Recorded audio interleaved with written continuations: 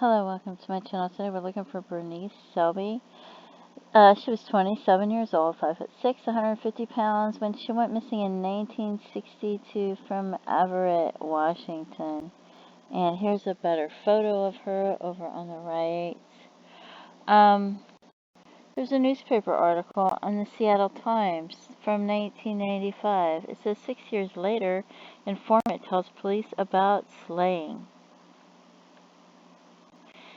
Says 32 years ago, Bernice Selby vanished. She was never seen again. The case was closed long ago, but 2 months ago, a man came forward who says he knows what really happened to the 28-year-old woman.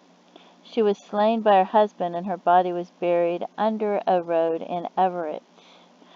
That information was enough to send Snohomish County and Everett investigators to the 6300 block of 97th Drive Northeast last week. The probe was made public Monday. I feel like now they have better resources to look under the road without digging it up, to see maybe if it wasn't exactly right, or to see if there's a body there somewhere that's under one of the roads nearby, or a crossing nearby, or right in that area, you know. I feel like they could check it better now, anyway, without digging it up and then dig it up. Officials used a backhoe to dig up the road. They found nothing, but authorities now think Selby was slain.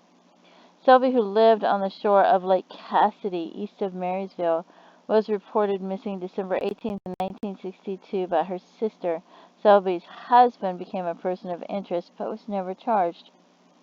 If Donald Selby was a killer, he carried his secret to his grave. He died as a result of the Mount St. Helens eruption in 1980.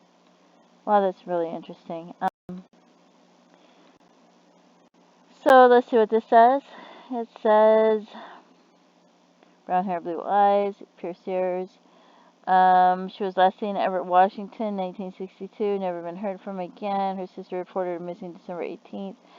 And then it talks about the informant and her husband dying, and then digging up a 12-foot span of the road in the 6300 block of 97th Drive Northeast, but found nothing. Although her body hasn't been located, investigators do believe she was a victim of homicide. Well, of course, it's been years.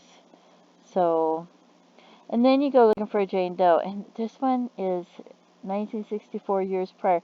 But you see that right there, that the way they did the reconstruction of the descendant. And then I look at this photo of her. Hold on, let me see if I can find a better photo. But to me, I'm like, wow, that's interesting, the way they did that. Even though it's all the way across the United States. And then I look at the shape of the face. So then I go look at her shape of her face. And I'm thinking, wow. I don't know. That's crazy, isn't it? I think it could be her, even though it's all the way across the country. That would be crazy. Anyway, they don't know if the person's black or white even, and it's like so far away. It's like, I don't know how you'd get remains there. That you'd have to drive for a week. You'd have to drive like you were going to, I don't know, maybe if you were going to visit Florida or somewhere over there. I don't know. This descendant's partial skeletal remains were found by 2 teenage boys rummaging through a Georgetown dump on Route 319 for bicycle parts. They found a human skull near a pile of burned trash. So, whoever this is, whoops, there it is. Whoever this is, maybe was never even reported missing. But, so I don't know. I wonder if anybody knows who it is. It's too far away to be her, because it's forever. It's like, I don't know. Crazy far. And then they have this other Jane Doe in Durango, Colorado, that was murdered in 1950 to 1970. Well, maybe not murdered, just died. Ages 20 to 49 years old. They're not even sure of the race of this one. They don't know if it's a black person or a white person or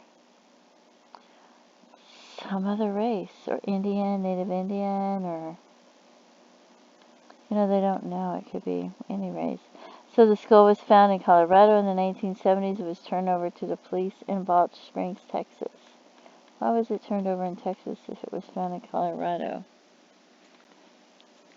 That's weird. I wonder if it's because of the DNA research. So, anyway, I have no reason to not believe him when he says she's under the road somewhere. But I just thought that was interesting. I thought I'd look through the does anyway. So hopefully they can check. You know, why not get some cadaver dogs out there, right? Take them around, go look around, right?